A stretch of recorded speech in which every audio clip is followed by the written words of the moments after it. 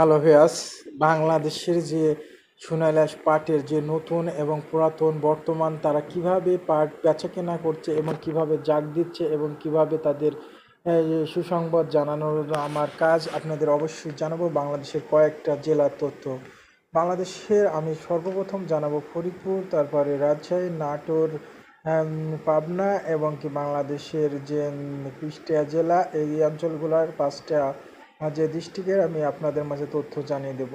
সর্বপ্রথম জানাবো বাংলাদেশের যে তোলপাড় অবস্থা, যে কোঠা আন্দোলন নিয়ে বাংলাদেশের প্রধানমন্ত্রী এখন ওদিকে সামলাচ্ছে সে কথাও জানাবো।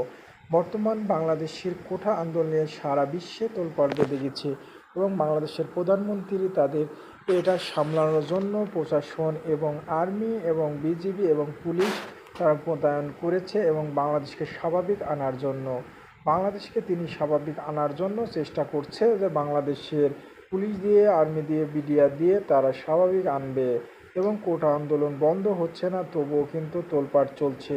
বাংলাদেশের সোনালী আঁশ পাট নিয়ে যেমন সারা বাংলাদেশে তোলপাড় চলতেছিল যে পাটের দাম নাই বলে, এখন এটা ভুলে গেছে যা এর দাম চলছে বাংলাদেশের কোটা আন্দোলন নিয়ে। এমন তারা চাচ্ছে তাদের সন্তান যারা যারা ছাত্রদের বাবা মা চাচ্ছে তাদের সন্তানকে ফিরে, এবং বাংলাদেশের প্রধানমন্ত্রী বলছে আমরা অবশ্যই এটা মেনটেন করব, আমরা তো তোমাদের কোঠা মেনে নিচ্ছি, তোমরা থামছো না কেন, একথা জানাচ্ছে বাংলাদেশের প্রধানমন্ত্রী। বর্তমান বাংলাদেশের প্রধানমন্ত্রী যদিও বাংলাদেশকে স্বাভাবিকে নিয়ে আসতে পারে তাহলে অবশ্যই বাংলাদেশের ফসলের দাম বৃদ্ধি হবে, কিন্তু বাংলাদেশ যদিও এরম তুলপাড় হয়ে থাকে তাহলে ফসল কে নেবে কথাও ভাবতে হবে সাধারণ চাষিদের। বর্তমান সাধারণ চাষিরা বিপদগ্রস্তের ভিতরে পড়ে আছে সারা বাংলাদেশের তোলপাড়ের কারণে। বর্তমান ব্যবসায়িকরা পড়ে আছে এবং ব্যাংক ব্যালেন্স কখন যে বদ্ধ হয়ে যাবে তারা ভরসা পাচ্ছে না সাধারণ ব্যবসায়িক ভাইরা। বর্তমান সোনালী আঁশের নতুন পাট বেচাকেনা হচ্ছে ফরিদপুরে 3,832 এর ভিতরেই, কিন্তু নতুন পাটের সংখ্যা যে একটু বেশি হলেও তারা বেচাকেনা শুরু করছে, কিন্তু কেনার লোক অনেক সরাসরি মেলে চলে যাচ্ছে কথাও জানাচ্ছে।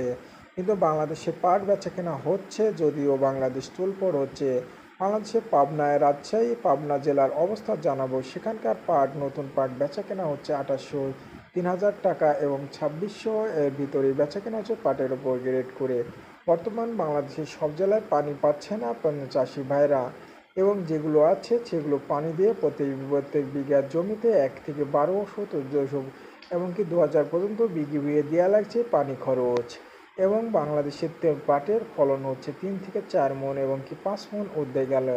বর্তমান পাবনা জেলার সংখ্যা জানালার সরাসরি দেখাচ্ছে নতুন পাটটা বেচা কেনা হচ্ছে রাজশাহী, সেখানে বেচা কেনা হচ্ছে নতুন পাট 26, 27, 28 এর ভিতরে নতুন পাটটা বেচা কেনা হয়ে থাকছে। বর্তমান বাংলাদেশের কুষ্টিয়ায় সেখানে যেগুলো পাট বুনেছে নাই বললেই চলে, কিন্তু তারপরেও পানি পাচ্ছে না পাট ডোবানোর জন্য, বয়ে শুকাচ্ছে পাট, এবং যেটুকু পানি পাচ্ছে পাট ফলনের দিকে আসছে না, যেগুলো হচ্ছে পাট কাঠি তৈরি করার জন্য সাধারণ চাষি।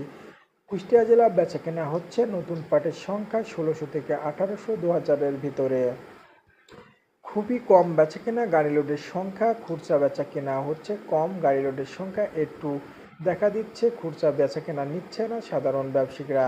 যদিও আগের পাটগুলো আছে সেগুলো গাড়ি লোড দিয়ে নতুন পাট কেনার ব্যবস্থাপনা করছে, এখনও ঝুঁকিপূর্ণ নিচ্ছে না বড় বড় ব্যবসায়িকরা। তারা বলছে বাজার স্বাভাবিক আসুক, আমরা দেশের অবস্থা জানবো তারপরে সোনালী আঁশ পাট কিনবো।